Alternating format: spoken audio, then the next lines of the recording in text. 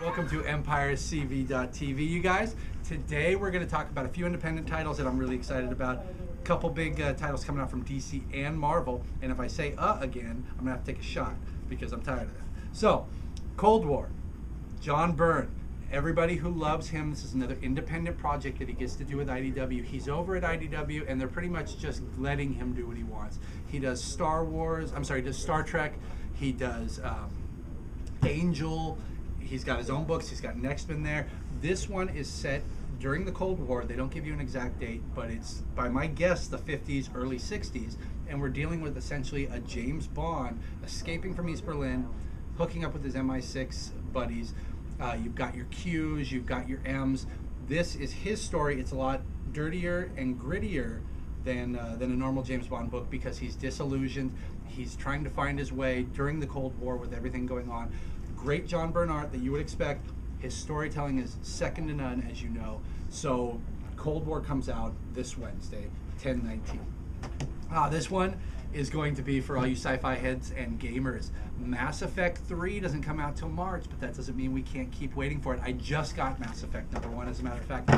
I got an even better deal than I thought. $4.99 off of Impulse. If you guys haven't checked it out, Impulse has great deals. Mass Effect. This one, #3, is the continuation of 1 and 2 that sets up the universe, sets up the war, sets up your Shepard that you get to play, and this one here is going to lead directly into the #3 that comes out next March. There are 2 other Mass Effects books out. You can get them in graphic novel format. You don't have to have those to read this, but if you want a full slice of the world that you don't get inside the game, this is the place to go. The only problem with Mass Effect 3 is having to buy 2 copies if I actually want to play it because my wife loves that game. BioWare. It's Knights of the Old Republic.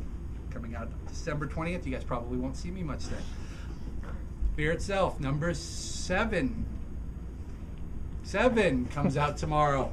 This is the one we've all been waiting for. Everything up until this point was the superheroes getting their butts handed to them by the Serpent and by its minions with the 8 hammers. Of course, Sin had the first one. Sin was leading them. You had Juggernaut, you had Hulk, you had Thing.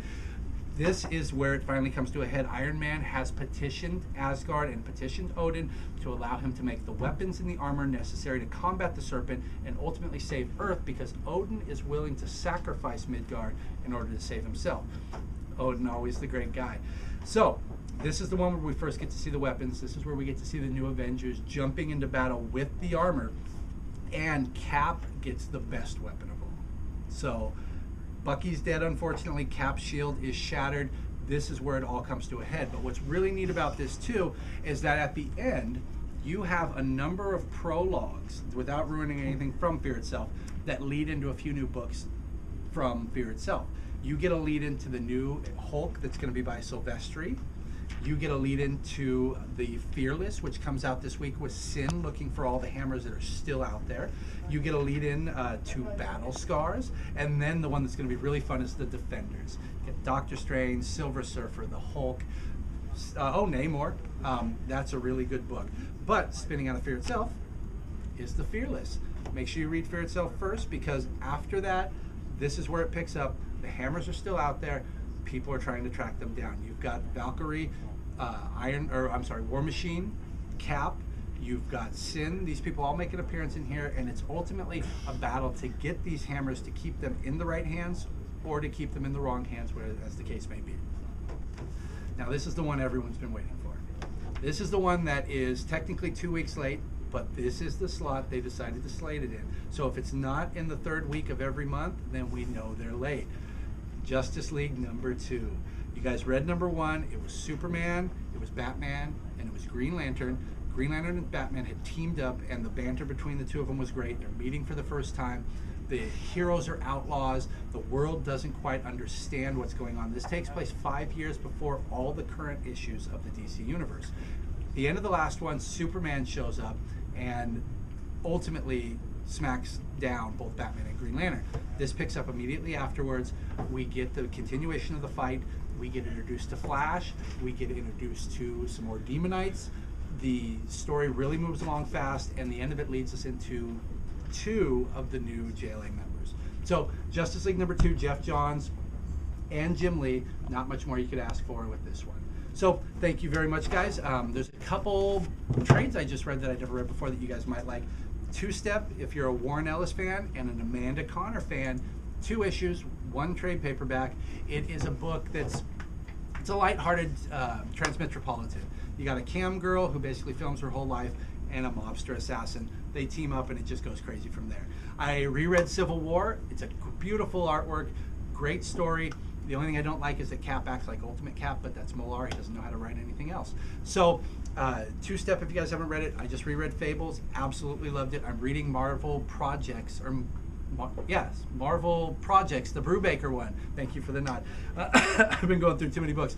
If you guys have not read it, it's got the pulp, it's got the noir, it's got World War II, it's got Red Skull, it's got Mystery Men.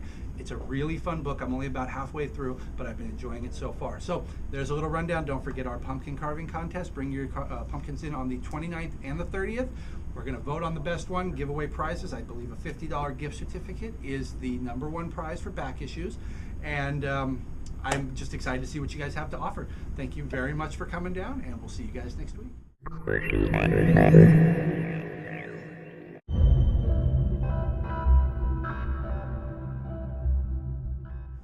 Tell us a little bit about your pumpkin carving skills.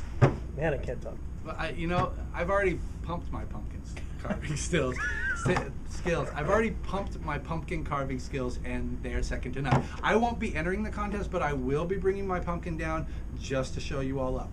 So, thank you guys. Bring your pumpkins in. I can't wait to see it. You're going to be absolutely blown away by the one I do. In fact, I'm probably going to do 2. Oh. And Jen's going to do one. This is going to be fun. I can't wait to see what you guys have. No. Jen might be crafty, but not that way.